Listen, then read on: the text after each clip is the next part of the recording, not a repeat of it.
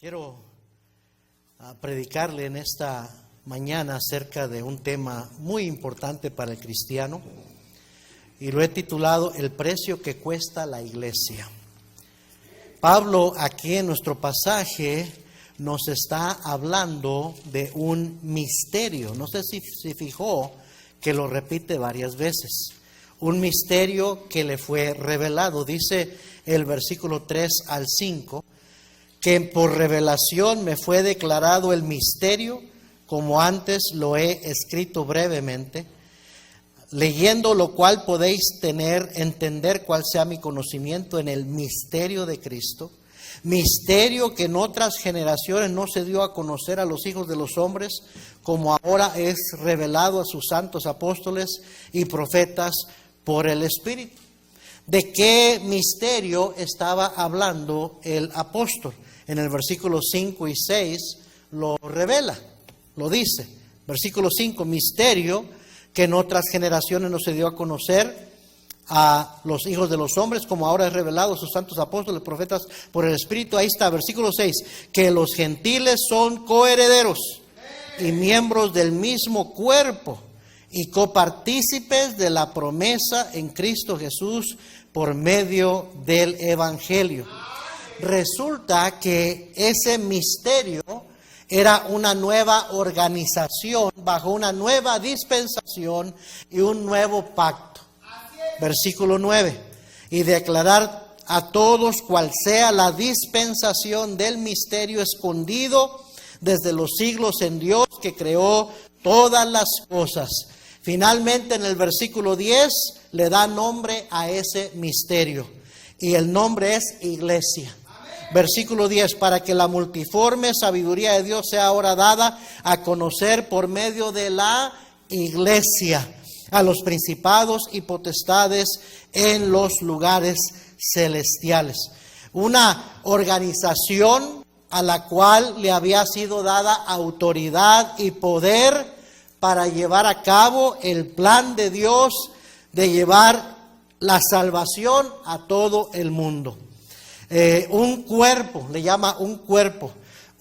También es una nueva familia que no se conocía hasta ese momento. Un nuevo pueblo llamado iglesia. Y alguien dirá, ¿y cómo se llega a ser parte de esta familia, de este cuerpo, de lo que es la iglesia? Bueno, por medio de la fe en el Evangelio de Cristo Jesús. Primero a los Corintios, deje una marca en Efesios 3, ahorita regresamos allá, pero primero a los Corintios 15, versículo 1, dice el apóstol escribiendo a los Corintios, además os declaro, hermanos, versículo 1, el Evangelio que os he predicado, el cual también recibisteis, en el cual también perseveráis, por el cual asimismo, si retenéis la palabra que os he predicado, sois salvos si no creísteis en vano. Porque primeramente os he enseñado lo que asimismo recibí, que Cristo murió por nuestros pecados, conforme a las Escrituras, y que fue sepultado, y que resucitó al tercer día, conforme a las Escrituras. Mire conmigo ahí en Efesios capítulo 1. El Evangelio es la predicación de la muerte, sepultura y resurrección de Cristo. Y dice Efesios 1, versículo 13. En Él también, o sea, en Cristo también vosotros, habiendo oído la palabra de verdad, el Evangelio de vuestra salvación, y habiendo creído en Él, fuisteis sellados con el Espíritu Santo de la promesa. En ese momento que usted y yo creímos y recibimos a Cristo como nuestro Salvador, mire lo que pasa, capítulo 2, versículo 1, ahí en Efesios 2:1. Lo que sucedió en ese momento, fuimos sellados con el Espíritu Santo de la promesa. Y esto es lo que sucedió internamente, capítulo 2, versículo 1. Y Él os dio vida a vosotros cuando estabais muertos en vuestros delitos y pecados. Versículo 13, ahí adelantito. Pero ahora en Cristo Jesús, vosotros que en otro tiempo estabais lejos, habéis sido hechos cercanos por la sangre de Cristo. Porque Él es nuestra paz, que de ambos pueblos hizo uno, refiriéndose al pueblo judío y el pueblo gentil. O eres judío o eres de otra nacionalidad. Y si eres de otra nacionalidad, eres gentil. Entonces dice, de ambos pueblos hizo uno, derribando la pared intermedia de separación, aboliendo en su carne las enemistades, la ley de los mandamientos expresados en ordenanzas, para crear en sí mismo de los dos un solo y nuevo hombre, haciendo la paz, y mediante la cruz reconciliar con Dios a ambos en un solo cuerpo, matando en ella las enemistades. Y vino y anunció las buenas nuevas, ese es el evangelio, las buenas nuevas, de paz a vosotros que estabais lejos y a los que estaban cerca, porque por medio de él los unos y los otros tenemos entrada por un mismo espíritu al Padre. ¿Se acuerdan cuando Cristo dijo, yo soy el camino y la verdad y la vida, nadie viene al Padre sino por mí? Bueno, por medio del evangelio, de creer en el evangelio, por medio de ese Espíritu Santo, por medio de Cristo tenemos acceso al Padre. Dice versículo 19, así que ya no sois extranjeros ni advenedizos, sino conciudadanos de los santos y miembros de la familia de Dios. Dice, edificados sobre el fundamento de los apóstoles y profetas, siendo la principal piedra del ángulo Jesucristo mismo, en quien todo el edificio bien coordinado va creciendo para ser un templo santo en el Señor, en quien vosotros también sois juntamente edificados para morada de Dios en el Espíritu. La iglesia es una familia compuesta de creyentes en Jesucristo, ya sea judíos o gentiles. Ahora somos el cuerpo de Cristo y Él es la cabeza que nos guía y nos dirige. Regrese a Efesios 1, una página para atrás, Efesios 1, versículo 20. La cual operó en Cristo, resucitando de los muertos y sentándole a su diestra en los lugares celestiales, sobre todo principado y autoridad y poder y señorío y sobre todo nombre que se nombra, no solo en este siglo, sino también en el venidero, y sometió todas las cosas bajo sus pies y lo dio por cabeza sobre todas las cosas a la iglesia, la cual es su cuerpo, la plenitud de aquel que todo lo llena en todo. Al momento de creer en el Señor Jesucristo, fuimos sellados por el Espíritu Santo de Dios, y al identificarnos con Cristo por medio del bautismo, con su muerte, sepultura y resurrección, fuimos añadidos a su iglesia. En Hechos 2:41 dice, así que los que recibieron su palabra fueron bautizados, y se añadieron aquel día como 3,000 personas. ¿Añadidos a qué? A ese cuerpo de creyentes que ya estaba, 120 hermanos que estaban en ese aposento alto orando. Y luego llegó el día de Pentecostés, Pedro se para, predica a judíos de todas las diferentes regiones, de diferentes idiomas, escuchan en su propia lengua, en su propio idioma el evangelio, creen, se arrepienten, son bautizados y añadidos a la iglesia. Romanos 6, 3 y 4 dice, ¿o no sabéis que todos los que hemos sido bautizados en Cristo Jesús hemos sido bautizados en su muerte? Porque somos sepultados juntamente con Él para muerte por el bautismo, a fin de que como Cristo resucitó de los muertos por la gloria del Padre, así también nosotros andemos en vida nueva. El bautismo no salva, pero el bautismo, lo que salva es Cristo. El oír el evangelio y creer con fe salva a una persona, Cristo le salva, pero el bautismo es un testimonio público, de haber muerto a una antigua vida y resucitado a una nueva vida con Cristo. Representa la muerte, sepultura y resurrección de Cristo. Y al momento de creer, somos sellados y luego somos bautizados para ser añadidos al cuerpo que es la iglesia.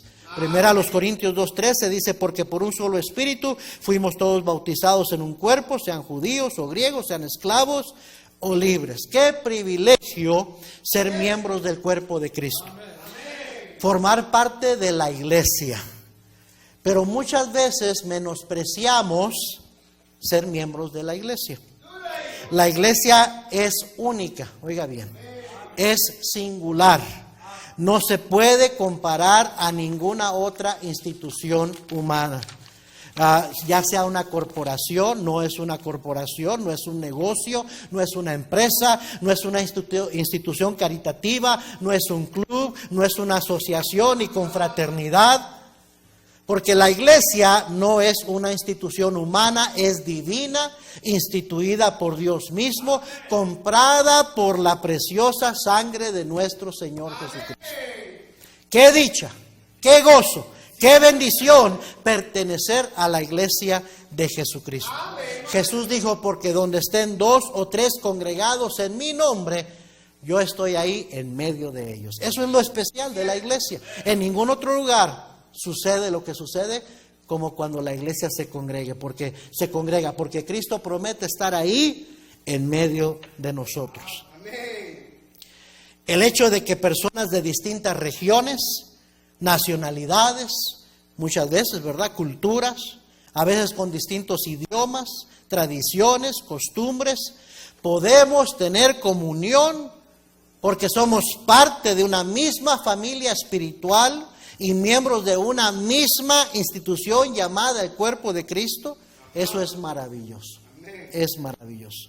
Un alcohólico puede tener lugar en la iglesia de Cristo. Un drogadicto, un adúltero, un perverso, un rebelde, un necio, un escéptico puede hallar perdón y una nueva vida regenerada en Cristo Jesús y ser bienvenido y aceptado y formar parte de esta maravillosa familia llamada la iglesia. Es la verdad. Mire Efesios capítulo 4, versículo 1.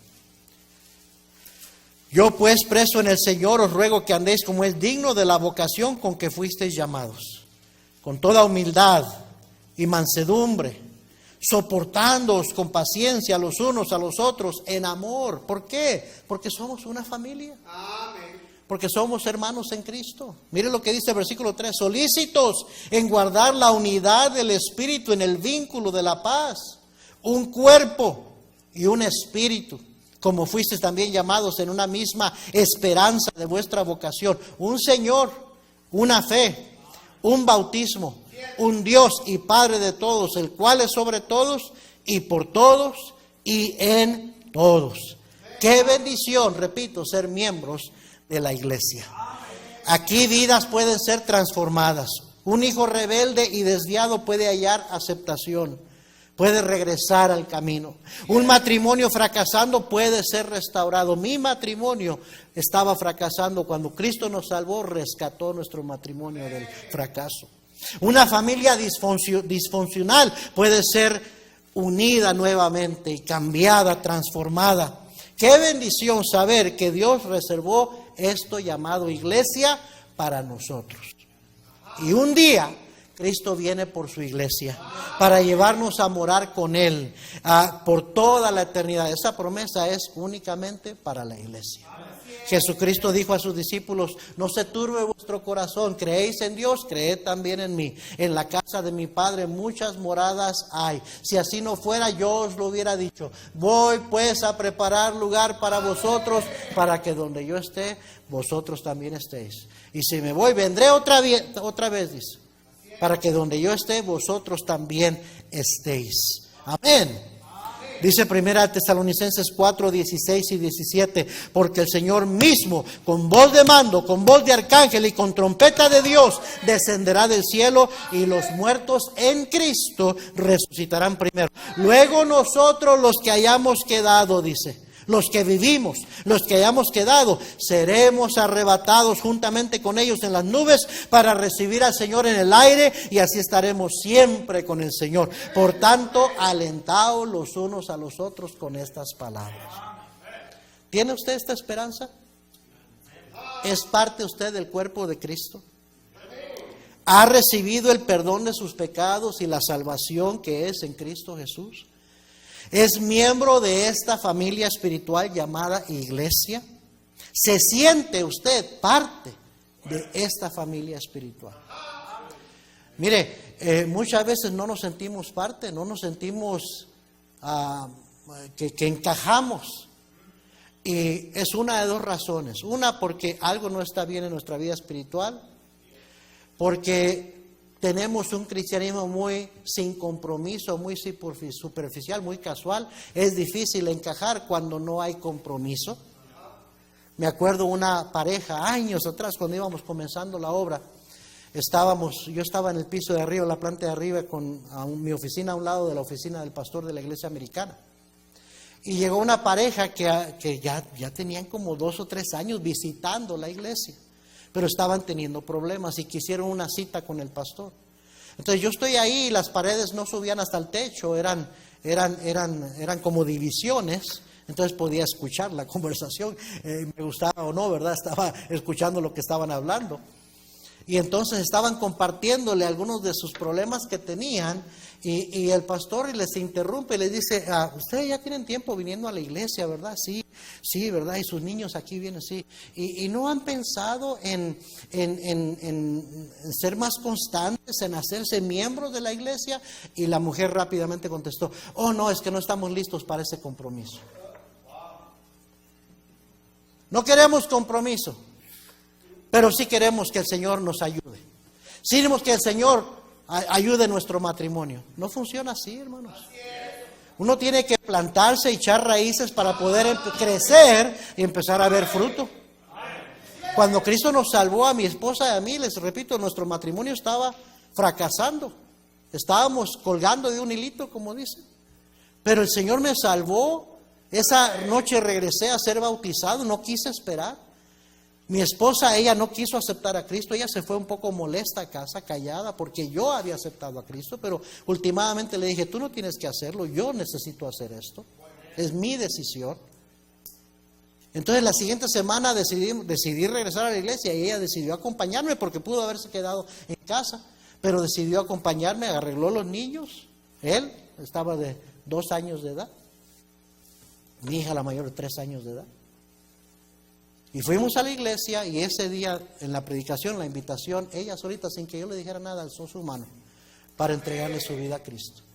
Y esa noche regresó y fue bautizada. Y empezamos a asistir, no nada más a asistir, empezamos obviamente a aprender, a crecer, pero a buscar cómo envolvernos. No pasó mucho tiempo, sino que tenían un grupito ahí que cantaba los domingos de la noche. Nada más empezamos a ir los domingos de la noche y nos metimos a ese grupo a cantar porque nos gustaba cantar. Y yo le dije al pastor, ¿puedo ayudarle recogiendo la ofrenda o arreglando los himnarios? Y me dio oportunidad. Así es como uno se va sintiendo parte de una iglesia. Va echando raíces, va sintiendo, esta es una familia espiritual. Y con la constancia y con la asistencia el Señor empieza a obrar y a transformar la vida. Pero eso no sucede casualmente. Esa es una posibilidad. ¿Por qué alguien no se siente parte de la iglesia? Porque no hay compromiso, porque no hay consistencia, porque no estamos invertidos en esa iglesia, ¿verdad? Envueltos en esa iglesia. Y la otra razón es que simple y sencillamente no eres salvo. Si no eres salvo es difícil que encajes en un cuerpo de creyentes cuando tú no eres un creyente. Necesitas entregarle tu vida a Cristo.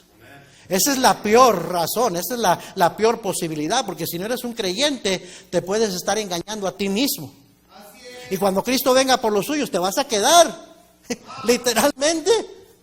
Porque Cristo dijo, mis ovejas oyen mi voz y me siguen, yo las conozco y yo les doy vida eterna y no perecerán jamás, ni nadie las arrebatará de mi mano. El Señor conoce a los suyos. Entonces, asegúrese que usted es una oveja del Señor. ¿Cómo puedo hacerlo? Entréguele su vida a Cristo. Examine su corazón. Si usted muriera hoy, ¿está 100% seguro de que usted irá al cielo? No sea nada más un religioso. La religión nunca ha salvado a nadie. Y usted puede ser un religioso en una iglesia bíblica bautista como esta, porque la bautista tampoco le salva. Ni la católica, ni la metodista, ni la presbiteriana, ni ninguna religión le salva. Solamente Cristo salva. Y para eso se toma una decisión personal, un compromiso de entregarle su vida a Cristo y dejar que Él empiece a obrar en su vida. Pero no se vaya a quedar. Yo he dicho muchas veces, la gente más difícil de ser salva es la gente que son buenos religiosos, que van a la iglesia, que tratan de tener guías espirituales en su vida, pero nada de eso te va a salvar, porque las obras no salvan. Tienes que dejar que Cristo entre a tu corazón para que Él haga la obra transformadora en tu vida. Amén. Hay una comunión especial que solo puede tenerse en la iglesia, con los hermanos en Cristo. Mire, Primera de Juan capítulo 1, Primera de Juan capítulo 1.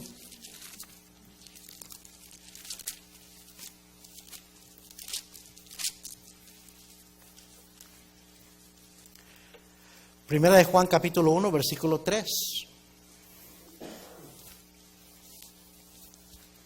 yo creo en ser amables, ser corteses, ser hospitalarios, hacer sentir bienvenida a la gente. Pero no importa qué tanto yo haga para hacer sentir bienvenido a alguien, visitándolo, llamándole, buscándole, invitándole a comer, y etcétera. Y todo eso debemos practicarlo, hospitalidad, amabilidad.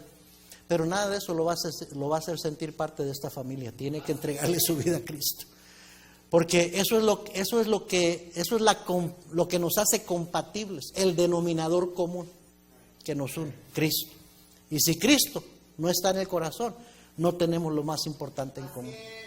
Y puede ser a la vez que tengamos muchas cosas que son diferentes uno del otro. Podemos venir hasta diferentes países, hablar otro idioma, venir de otra cultura, tener diferentes costumbres, diferentes hábitos. Venir de una región del país y otro de otra región del país donde hablamos de diferente manera y acostumbramos diferentes cosas, pero en Cristo tenemos lo más importante en común, lo que nos une. De la misma manera podemos ir a comer todos los días, podemos congeniar en el trabajo y hasta ser familiares de sangre, pero si uno tiene a Cristo y el otro no son compatibles. Porque el momento que una persona recibe a Cristo como un Salvador, se pone el yugo de Cristo con él. ¿Se acuerda que Cristo dijo: venid a mí todos los que estáis trabajados y cargados y yo os haré descansar? Llevad mi yugo sobre vosotros. El yugo era esa cosa que ponían en dos animales de campo, de carga. El yugo los unía para ir caminando en la misma dirección.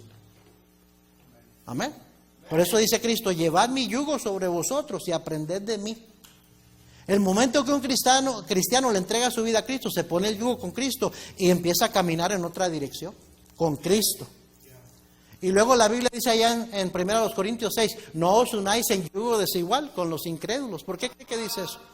Porque el incrédulo va en otra dirección, no se ha puesto el yugo con Cristo. Entonces no tenemos lo más importante en común, por eso se choca. Uno tiene que ceder para llevársela bien. Y típicamente, tristemente, el cristiano es el que cede. Porque el que no es cristiano no le ve, no le entiende, no le haya sentido a esto de ir a la iglesia, leer la Biblia, de orar. Amén. Pero el cristiano sí lo entiende perfectamente porque tiene un Espíritu Santo morando en él, que lo dirige, que lo guía. Primera de Juan 1, versículo 3, ¿ya lo encontró? Lo que hemos visto y oído, esto os anunciamos para que también vosotros tengáis comunión con nosotros. Y nuestra comunión verdaderamente es con el Padre y con su Hijo Jesucristo. Estas cosas os escribimos para que vuestro gozo sea cumplido. El cristiano tiene un gozo que el mundo no entiende. Tiene una paz que el mundo no tiene. Porque Jesús dijo, ¿verdad?, que había venido para que nuestro gozo fuera cumplido. Y el gozo, oiga bien, es muy diferente a la alegría. Alegría te puede dar una fiesta, un partido de fútbol, ¿ah? Que te ganas un dinero, te puede ser alegre, pero todo eso es momentario, es temporal. Es de acuerdo a circunstancias. El gozo es algo en tu relación con Cristo, es fruto del Espíritu Santo, que puedes tenerlo aún en medio de que estés pasando por terribles circunstancias. Y el mundo no entiende eso. Jesús dijo, la paz os dejo, mi paz os doy. Yo no os la doy como el mundo os la da. La paz que Cristo da, la tranquilidad, la seguridad, la confianza que Cristo da no se compara con lo que el mundo puede dar. Y entonces el mundo ve al cristiano, especialmente cuando las cosas se ponen adversas, cuando hay una muerte, como a lo que han visto del hermano ese que compartió Fred, el hermano Garland, que está muriendo ahí de cáncer ya en su última, y el testimonio de que cuando cantó ahí, compartí, ¿verdad? Eso, les dije que vean ese video, cuando cantó, cuando su hijo que se acababa de morir un mes antes, lo habían enterrado, su hijo mayor. Y se para a cantar y dar la gloria a Dios. El mundo ve eso y se rasca la cabeza y dice, ¿cómo es posible? Yo estaría enojado, furioso con Dios que me quitó un hijo. El cristiano se comporta diferente. Porque tiene una paz interior que el mundo no entiende. Amén. Versículo 5. Este es el mensaje que hemos oído de él y os anunciamos. Dios es luz y no hay ninguna tinieblas en Él. Si decimos que tenemos comunión con Él y andamos en tinieblas, mentimos y no practicamos la verdad. Pero si andamos en luz, como Él está en luz, tenemos comunión, miren lo que dice, unos con otros. Y la sangre de Jesucristo, su Hijo, nos limpia de todo pecado. La Biblia dice que debemos preferirnos los unos a los otros como cristianos. ¿Cómo es eso? Pues es la comunión que nos une, la comunión en el Espíritu, el amor que tenemos por el mismo Padre, el mismo Salvador. Y la gente con la que más nos identificamos y nos sentimos que, como dicen, cliqueamos, que tenemos lo mismo en como los otros creyentes, los otros cristianos. Nos comprendemos, nos entendemos porque estamos en la misma carrera. ¿Sí me está siguiendo, hermano? Entonces, ¿por qué está diciendo todo eso, pastor? Porque si no hay eso, es un indicativo de que a lo mejor usted no es salvo. Por eso se siente como un pez fuera de agua cuando viene a la iglesia. Y todos están cantando y tú estás nomás.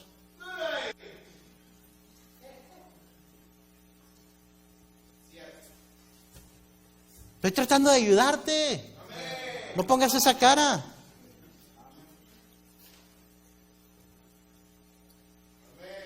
A Dios no lo podemos engañar.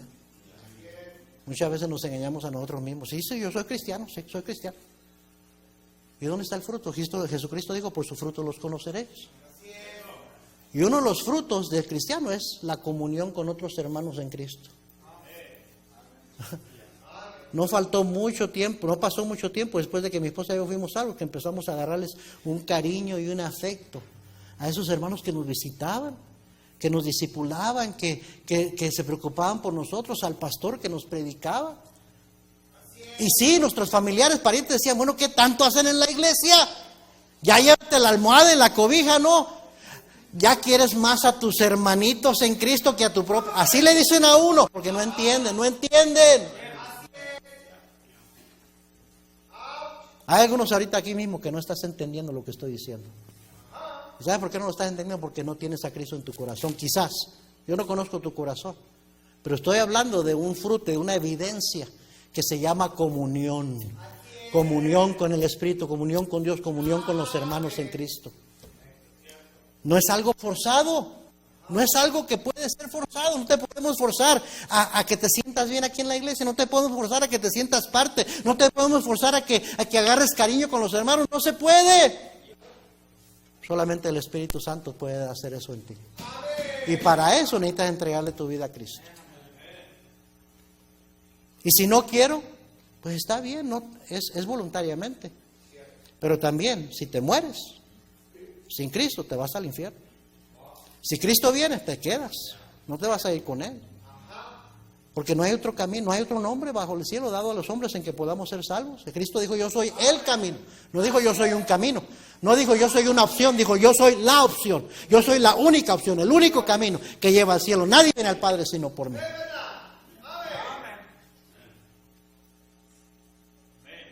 A Dios no le importa qué tan devoto seas a tu religión.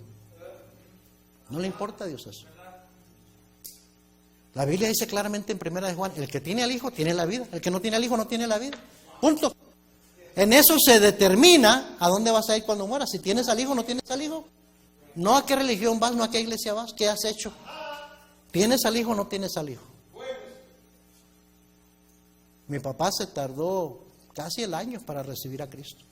Iba porque no estaba contento que mi mamá era salva, mis hermanos eran salvos. Íbamos a la iglesia a cada servicio. Y él decía que estaba solo, que lo dejábamos solo, que por qué no convivíamos con él.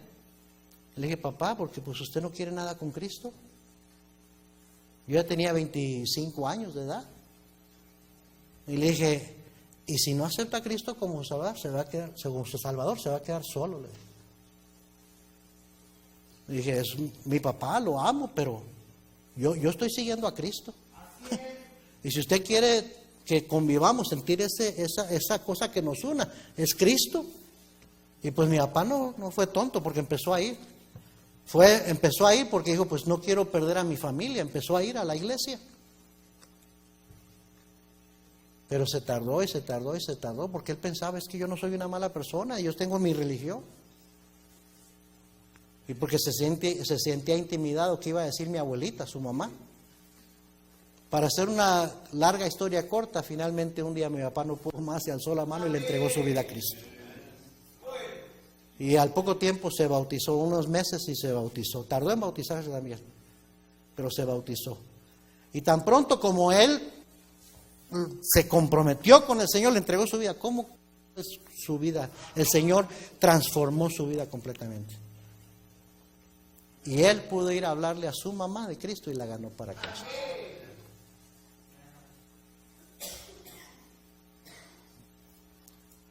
Si usted no ha recibido a Jesucristo, ¿por qué no lo hace el día de hoy?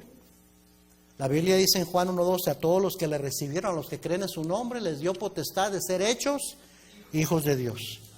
¿Y sabe qué más? Miembros de la familia de Dios, la iglesia. La iglesia. Pero oiga bien, ser miembro de una iglesia, especialmente una iglesia donde se predica el evangelio sencillo, claro, con sana doctrina, tiene un precio, porque es valiosa. Muchos no tienen lo que tenemos nosotros. Muchos están en instituciones llamadas iglesias, que son religiones muertas.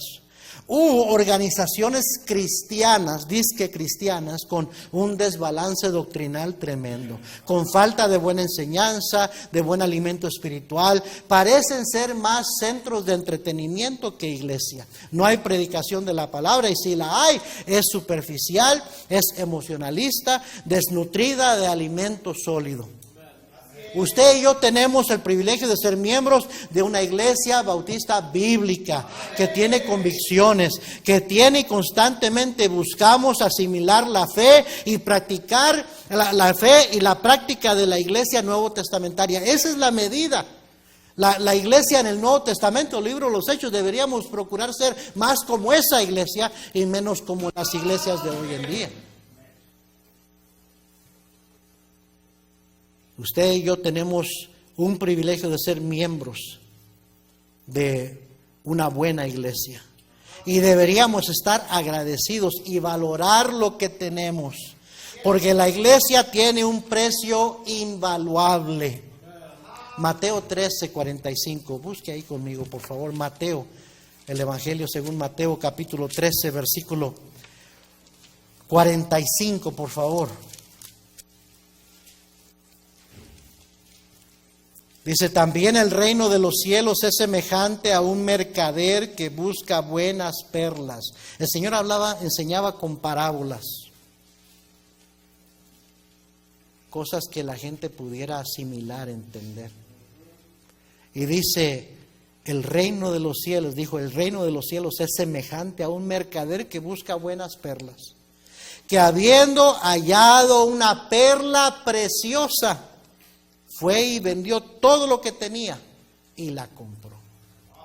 Siempre en la parábola el Señor estaba representando, eran verdades espirituales, y estaba representando al Padre Celestial, a su Hijo, al creyente, ¿verdad? Al oyente.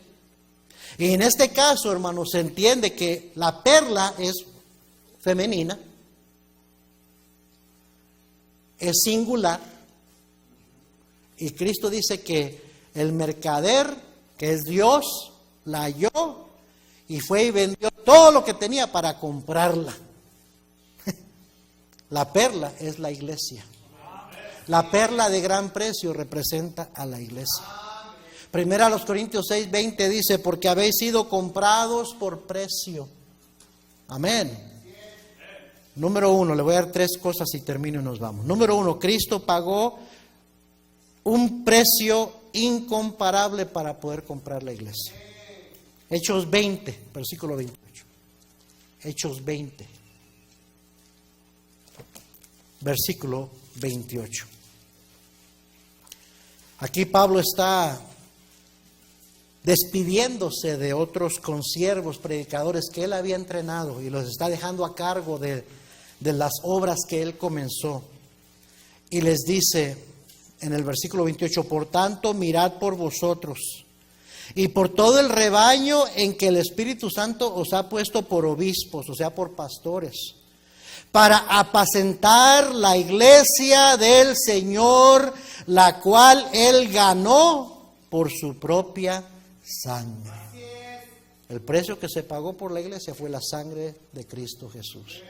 Comprado por sangre de Cristo, con gozo al cielo yo voy, librado por gracia infinita, ya sé que su hijo yo soy, lo sé, comprado por sangre yo soy, lo sé, con Cristo al cielo yo voy. Ojalá que usted sepa.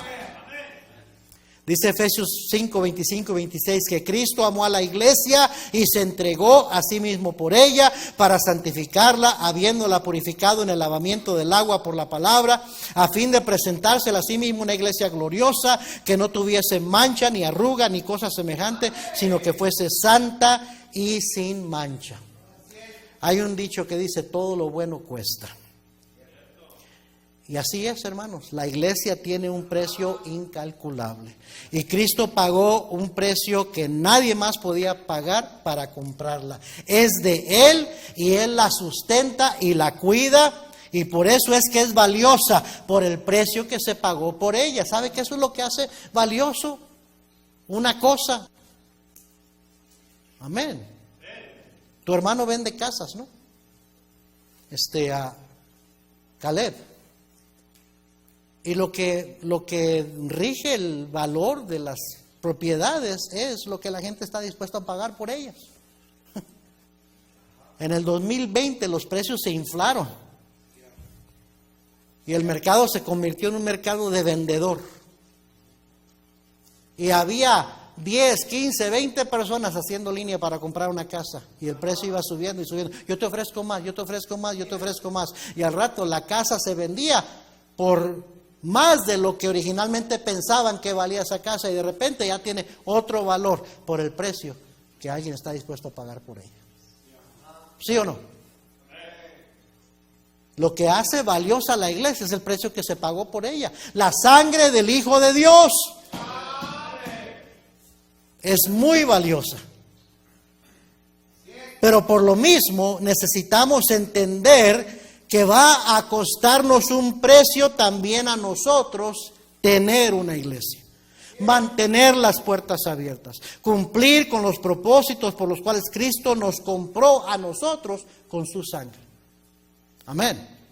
Cristo pagó un precio que usted y yo nunca hubiéramos podido pagar para nuestra propia salvación y para la iglesia, el cuerpo de creyentes, que sigue creciendo y sigue creciendo y sigue creciendo y sigue, ¿verdad?, vivo. Es un organismo vivo. El Señor sigue obrando a través de su iglesia. Segundo, el pastor también tiene un precio que pagar por la iglesia.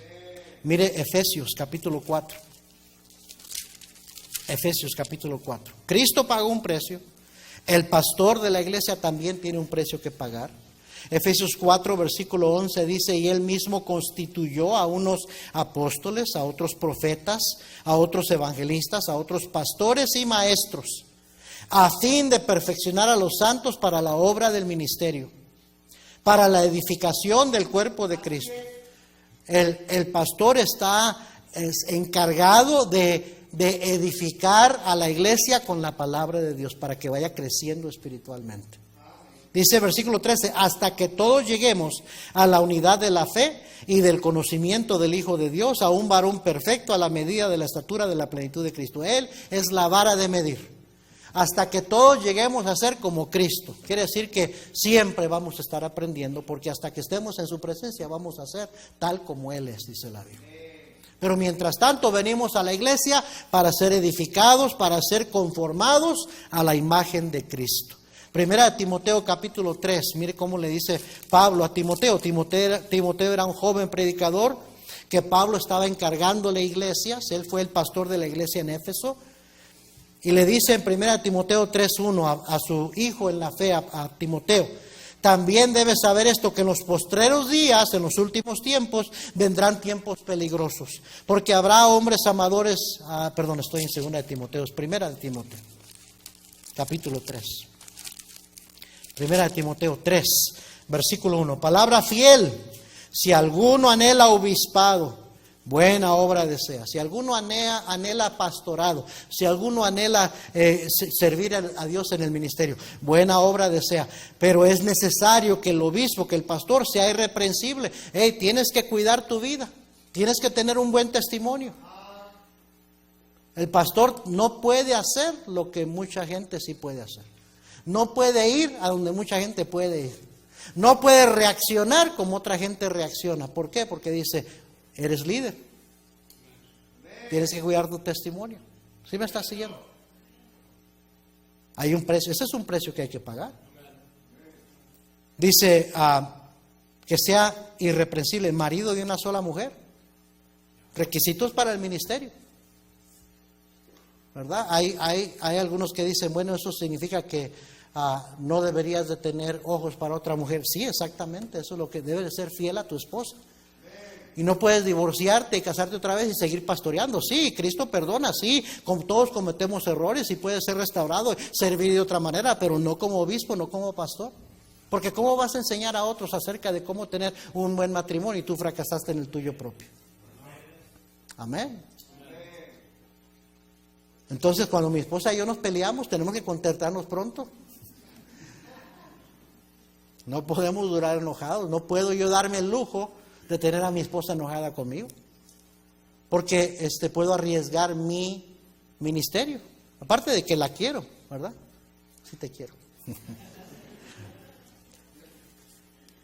Pero tengo que cuidar mi matrimonio. Marido de una sola mujer, sobrio. Sobrio quiere decir que no te dejas llevar por tus impulsos, tienes control propio. Prudente, hay que ser sabiduría, sabio. No tomar decisiones equivocadas, porque eso va a dañar la credibilidad, la autoridad que tengas. Y no es fácil, hermanos. Decoroso, quiere decir que te portas bien, hablas decorosamente, amabilidad, respeto. No puedes andar con chistes pesados, con bromas pesadas. No puedes hablar vulgarmente, porque eres un pastor. ¿Sí me estás siguiendo? Hospedador. Tu casa tiene que estar abierta para cuando hay necesidad. Necesito hablar con usted, pastor. ¿Puedo ir? No puedes decir que no. Amén. Otros quizás sí, pero tú no. El trabajo del pastor no nada más es cuando está aquí en la iglesia, es 24/7, cuando se necesita. Apto para enseñar, tienes que estudiar y prepararte. Tienes que mantenerte adelante en el conocimiento de la palabra de Dios que la congregación. Porque si no van a decir, pues ¿para qué quiero que me enseñe si yo ya sé lo que me está enseñando? No me está enseñando nada nuevo. Eso es una presión con la que vive el pastor. ¿Sí me está siguiendo? No dado al vino, no tiene vicios. No puedo darme el lujo de tener vicios. No puedo andar tomando una copita social. Y hay diferencias de opinión. Algunos dicen es pecado, no es pecado, pero yo no puedo darme el lujo. Dice no pendenciero, eso quiere decir no pleitista. No puedo ser corajudo y ponerme al tú por tú. No, porque otros esperan más de uno. Es más, lo primero que hacen, si uno llega a exaltarse, a subir la voz, oye, ¿y qué no eres pastor? Le recuerdan a uno. ¿Ah? No codicioso de ganancias deshonestas. Pues más vale que no te metas al ministerio por hacerte rico. Amén. Mi esposa ¿verdad? Me dice, ¿ya hiciste los taxes? ¿Ya pagaste lo que tienes que pagar? ¿Verdad? Porque siempre uno termina pagando. Y yo le digo, sí, le digo, no te preocupes, le digo, gano tan poco que mis taxes son bien pocos, le dije, no, los que están en el radar del IRS son esos pastores de mega churches que tienen avión privado y que tienen una mansión aquí, otra mansión allá. Le dije, esos son los que puede ser que dicen, la mejor está ahí por ganancias deshonestas. Pero mira el carrito que maneja, mira lo que tenemos. Le dije, ni modo que diga, aquí te estás haciendo rico en la iglesia. Pero uno no se mete al ministerio por eso. ¿Sí me está siguiendo? Sino amable, apacible, no avaro, que gobierna bien su casa, que tenga a sus hijos en sujeción con toda honestidad, pues el que no sabe gobernar su propia casa, ¿cómo cuidará de la iglesia de Dios? Es bien importante cuidar su familia, cuidar a su esposa, cuidar a sus hijos, corregir, instruir, porque si se te desbalagan, si andan por malos caminos, eso te quita credibilidad, te quita autoridad. Es un precio que hay que pagar, ¿sí me estás siguiendo? No un neófito, no que sea que envaneciendo se caiga en la condenación del diablo. También es necesario que tenga buen testimonio de los de afuera para que no caiga en descrédito y en lazo del diablo. No debo estarle debiendo a nadie, ni en collections y deudas aquí y allá, con mal crédito, porque eso daña tu testimonio ante los demás. Amén. Versículo 14 y 15 dice: esto te escribo, aunque tengo la esperanza de ir pronto a verte, para que si tardo sepas cómo conducirte, le dice Pablo a Timoteo, en la casa de Dios, que es la iglesia del Dios viviente, columna y baluarte de la verdad. No estás en cualquier cosa, es la iglesia del Dios viviente, columna y baluarte de la verdad.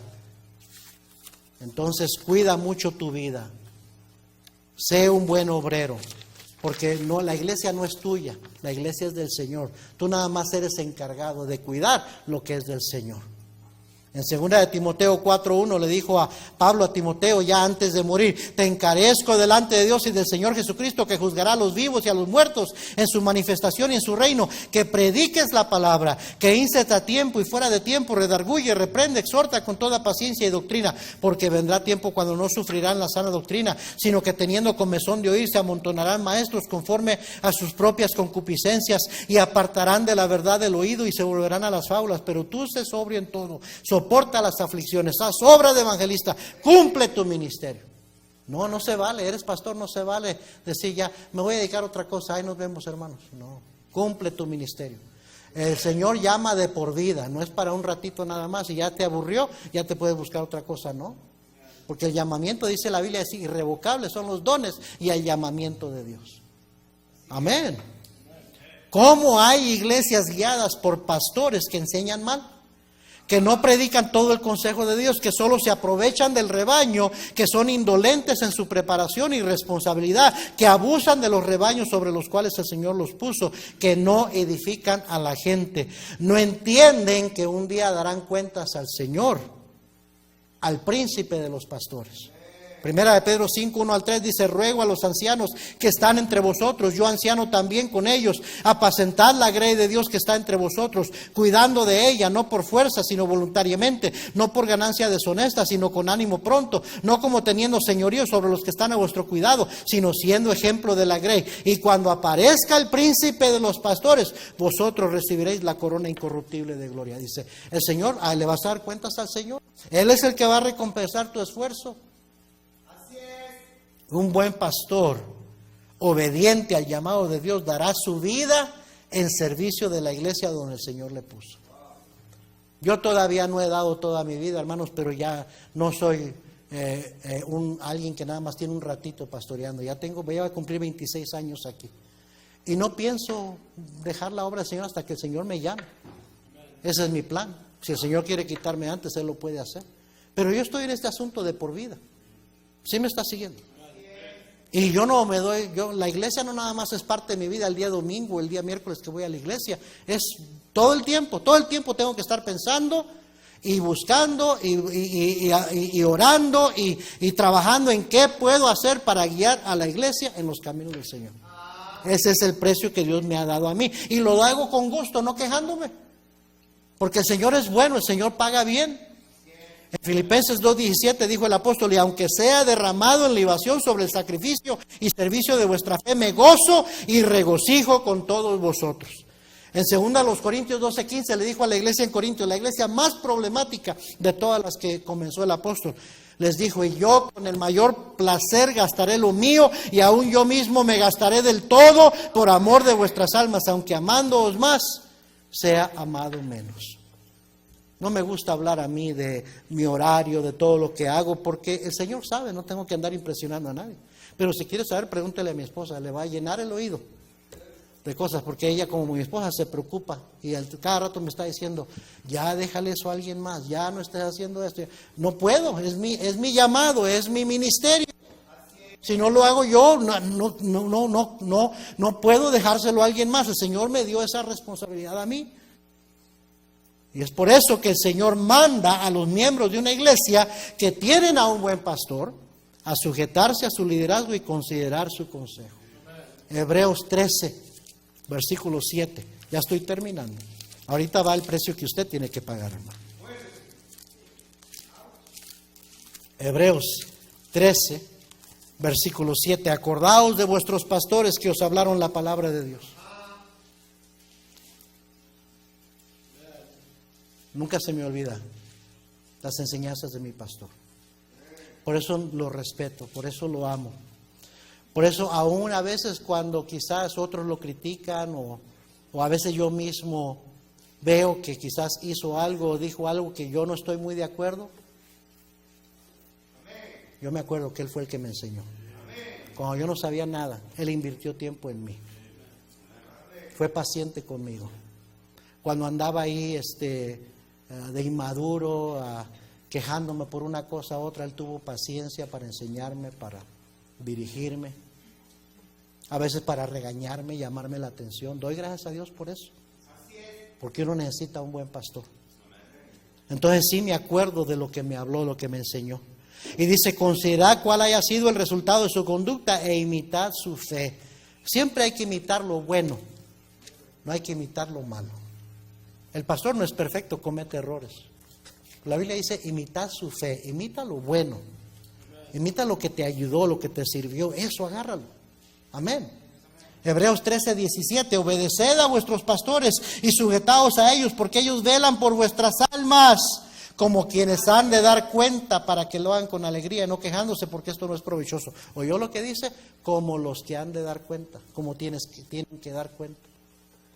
El pastor va a dar cuentas de cada persona que pasa por la iglesia. Entonces dice, por esa responsabilidad que él tiene, lo menos que tú puedes hacer es escúchalo, considera lo que te dice, obedece. Yo no lo puse ahí, la palabra de Dios lo dice. Porque hay autoridades, hermanos, toda institución tiene autoridades, el hogar tiene autoridad, papá y mamá es la autoridad en casa. Y nunca le dice a los hijos, hijos, obedeced a vuestros padres si ellos tienen la razón y no se equivocan. ¿Verdad que no dice eso? Dice, hijos, obedeced a vuestros padres en todo. Porque los padres son la autoridad. En el gobierno, en los asuntos, lea Romanos capítulo 13. Lea Primera de Pedro capítulo 3. Ahí dice que debemos estar sujetos a las autoridades civiles. Gobierno, obedecer las leyes. Porque Dios puso esas autoridades. Y si resistes a la autoridad, estás resistiendo a Dios. Y la iglesia tiene autoridad. Cristo es la cabeza y el pastor debe estar sujeto a Cristo. Y si no, Cristo lo quita, créeme. Y la iglesia debe estar sujeta y obedecer al pastor. No lo estoy diciendo para promoverme yo, porque la Biblia lo dice. Amén. Si me equivoco, bueno, hermanos, Dios va a tratar conmigo. Porque yo debo estar sujeto a Él. Pero nunca le va a ir bien a un cristiano renegado que se va de la iglesia. Porque no está de acuerdo. No le va a ir bien. Porque la iglesia es un lugar de protección. Es un lugar de amparo. Es un refugio. Y esa es otra enseñanza para otro día. Pero la iglesia no existe nomás como una opción. Es literalmente debe ser parte de nuestra vida. Nuestra vida debe de girar alrededor de la iglesia porque es el lugar más seguro donde Dios nos puso, Dios nos quiere para que ahí crezcamos y aprendamos a hacer su voluntad. Por último, número 3, también el miembro, el creyente tiene un precio que pagar por la iglesia. Y se lo voy a dar bien rápido porque ya el tiempo se me acabó. Todo comienza con C. El precio que debe pagar el creyente por la iglesia. Vimos que Cristo pagó el precio que usted y yo nunca hubiéramos podido pagar, con su propia sangre. El pastor tiene que poner el ejemplo y estar allí, sacrificarse y dar su vida entera por el ministerio. Ese es el precio que a él le corresponde pagar. ¿Cuál es el precio que le corresponde pagar a la congregación? A los miembros de la iglesia. Primeramente, congregarse. Ese es el precio, hermanos, congregarse. Hebreos 10:25. No dejando de congregarse como algunos tienen por costumbre. Dios dice, tú eres miembro de la iglesia, congrégate. Va a haber servicio, congrégate. Haz cambios a tu horario alrededor, pero pon a Dios primero en tu vida. Cristo dijo, buscad primeramente el reino de su justicia y todas estas cosas os serán añadidas. Dios cuida de sus hijos. Él merece ser primero en la vida de sus hijos. Y el día domingo es el primer día de la semana, y hay que honrar a Dios primero antes que a los hombres. La iglesia, por eso, es más importante que el trabajo. No, el trabajo es sagrado. No, el trabajo no es sagrado. Pierdes uno, Dios te puede dar otro y mejor. Pero la iglesia sí es sagrada. Dios es sagrado. Que tú hagas la voluntad de Dios, eso sí es importante. Porque puedes tener el mejor trabajo del mundo y ganar muy bien y perder lo más importante en tu vida. Perder tus hijos, perder tu matrimonio, perder tu testimonio. Y todo el dinero del mundo y el mejor trabajo del mundo no va a salvarte de eso. Hay que tener las prioridades en orden. No dejes de congregarte. Ese es el precio del miembro de la iglesia. Segundo, el precio de la consagración. Primer precio, congrégate. Segundo, conságrate. Porque primera de Pedro 12 y 13 dice claramente, ¿verdad? Que debemos ser santos como Él es santo. Usted lo lee. Sed santos en toda vuestra manera de vivir. Ese es el precio del cristiano. No podemos dice la Biblia, beber la copa de comunión con Cristo y la copa de los demonios. No podemos tener un pie en las cosas del mundo, otro pie en las cosas del Señor. Consagra tu vida. Vive una vida santa. Una iglesia donde hay carnalidad y mundanalidad, Dios no puede obrar allí. Amén. El precio de la congregación es la consagración. También la comunión. Filipenses 1, 4 al 5, 2, 1 al 4, 12, 15 habla acerca de haz lo que tengas que hacer para buscar la unidad, la unanimidad. Hay que ser humildes, hay que soportarnos, hay que perdonarnos, pero hay que mantener la unidad, la comunión. Es bien importante, es otro precio que se tiene que pagar. Ser maduro lo suficiente para soportarnos los unos a los otros, perdonarnos los unos a los otros. Para estar unidos, unánimes. También la cuarta cosa es convicción. Cada uno esté plenamente convencido en su propia mente, dice, tú le vas a dar cuentas al Señor un día de tu vida, preocúpate de ti, no seas de tropiezo a otros. Convicción personal. Ese es otro precio. Y por último, compartir. No, falta uno más. Compartir, la quinta cosa. ¿Compartir qué? Compartir el testimonio. Pablo le dijo a Timoteo, no te avergüences de dar testimonio de nuestro Salvador. El cristiano necesita pagar el precio de compartir. Cristo le dijo al endemoniado de Gadara que había librado los demonios, ve y cuéntales cuán grandes cosas ha hecho Dios contigo. Hermano, no sea egoísta. No se quede usted con la verdad del Evangelio. ¿A quién le has contado de Cristo? ¿A quién has invitado a la iglesia? Ese es el precio que tiene que pagar la iglesia. No sea egoísta, así fue como usted fue salvo. Alguien le compartió a usted, alguien le habló a usted, alguien lo invitó a usted. No puede usted quedarse cruzado de brazos y decir, yo no voy a hacer nada. No. Tenemos el precio de compartir y por último el precio de cooperar. Cooperar.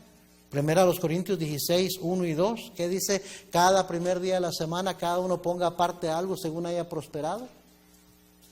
Dice la Biblia en 2 Corintios 9, 6 al 15, ¿verdad? Dice primeramente el que siembra generosamente segará. El que siembra escasamente, también segará escasamente. Ninguno dé por tristeza o por necesidad, porque Dios ama al dador alegre. Y dice la Biblia que Dios es poderoso para multiplicarnos y darnos más. Pero dice, tú trae a la iglesia, da, sé generoso para la obra de Dios. Cristo dijo, de gracia recibisteis, dad de gracia. Lucas 6:38 dice, dad y se os dará, medida buena, apretada, remecida, rebosando, darán en vuestro regazo. Es el precio que paga el miembro. El precio de consagrarse, el precio de congregarse, el precio de consagrarse, el precio de comunión, el precio de convicción, el precio de compartir el Evangelio con otros y el precio de cooperar. No nos cansemos de pagar el precio que se nos ha encomendado por el Señor. No hay nada que hagamos para su obra, para Él, que sea suficiente para pagarle a Él por el precio que Él pagó por nosotros.